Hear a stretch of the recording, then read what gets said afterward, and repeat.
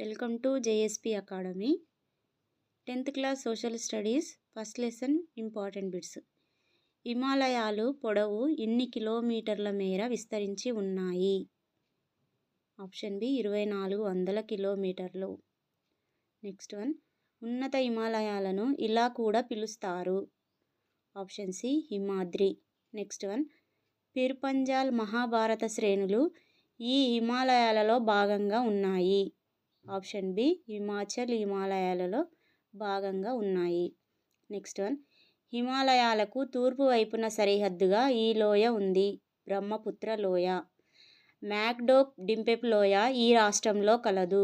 మేఘాలయ. శివాలిక్ శ్రేణిని స్థానికంగా అస్సోంలో ఇలా పిలుస్తారు. కచార్.